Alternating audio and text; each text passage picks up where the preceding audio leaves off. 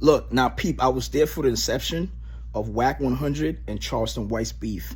And I remember Charleston used to come on Clubhouse, right? At first, they had like a room and shit went left between Wack and Charleston wasn't fucking with Wack, right? Later on, Charleston started coming on Clubhouse and he was like antagonizing Wack 100. And Wack was like, yo, I don't want to talk to this dude. I don't want to approach him at all because he's the type of dude that's going to call the cops on you. And Wack was like, Clubhouse is Wack shit, right? So Charleston coming in there, Wack was like, I'm not going to fight this dude. I'm going to just let him talk, and when he's tired, he's going to leave. Because if I go back and forth with him or my territory, I'm going to give him a reason to stay, and I'm going to build like an audience for him, you know, when it's supposed to be my audience. So Wack had a strategy, you know, even though Wack was saying like, yo, I'm not going to go back and forth with him on Clubhouse because he's going to call the cops and whatnot. I really think Wack's main strategy was that I'm going to let him fight himself talking trash, and when he gets tired, he's gonna leave, and I'm not gonna have no rebuttals. I'm not gonna go back and forth with him. Nobody's gonna get those clips. It's not gonna incite any drama, no beef. The blogs is not gonna have me and him going back and forth on Clubhouse. He's gonna leave on his own. It worked. You know what I mean? Fast forward, I interviewed Charleston White, and I asked Charleston like, yo, would you ever, you know what I mean, piece it up with Wack, you know? And he said nah, because Wack lied on him, you know? I'm paraphrasing, but apparently Wack said that Charleston was fucking his pastor. You know, that threw Charleston off, you know. They've been having beef ever since, you know. Wack, Charleston's been talking shit about Wack forever, right? But these two individuals, you know, they got the gift of gab and they both talk a lot of shit. So I always wanted to see them come together. But every time I talk to Wack on the phone, Wack is not fucking with it, right? But now Wack is down to interview Charleston White. And I think it's going to be a dope moment because the thing about Wack is like, he's a businessman, you know. It's like Wack is the type of person, a lot of niggas, pride gets in their way, you know. Emotions gets in their way, especially of business. Wack is the type of person, it may take 2 days, 3 days, but he's going to sit there and think, and he's going to override his pride and his emotions, and he's going to get to the money.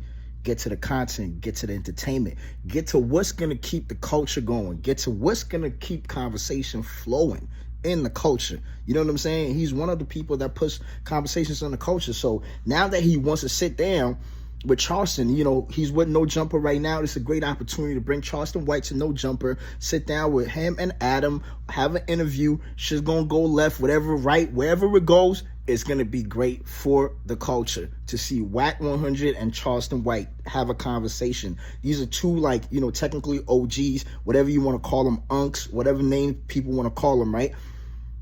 That's how people perceive these guys, right? You know what I'm saying? You hear people calling Wack Unk all the time. You hear people calling Charleston Unk. You hear people calling them OGs.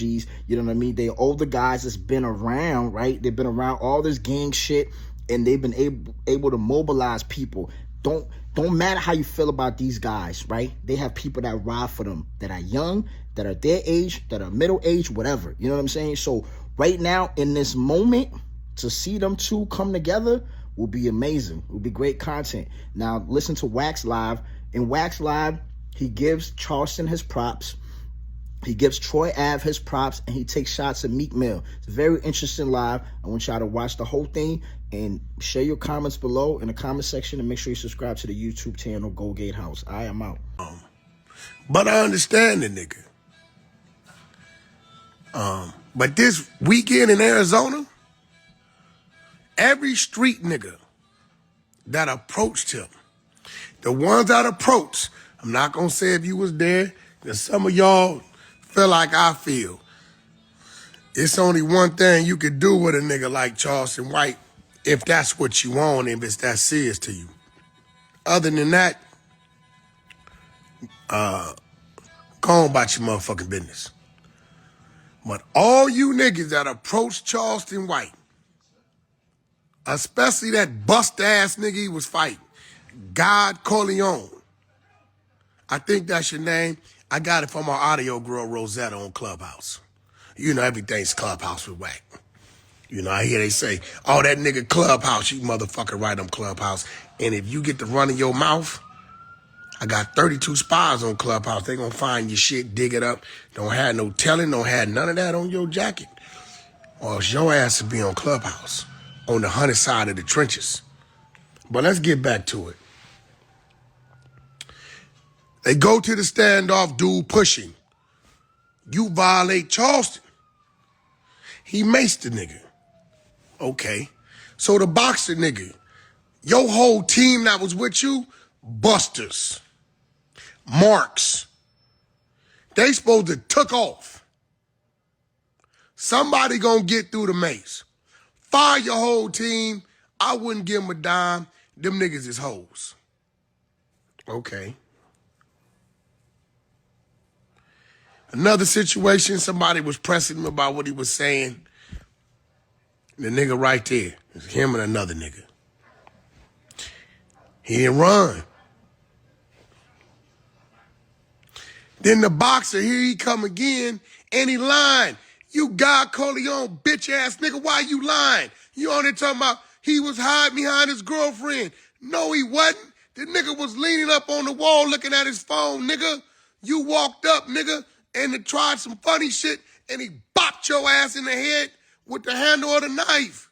Split your ass open, and then bop, let that blade out. Nigga had what we call a bone crusher. Nigga had a penitentiary bone crusher on him. Academics called it a pig poker. And told you what you want to do. You know what your punk ass did?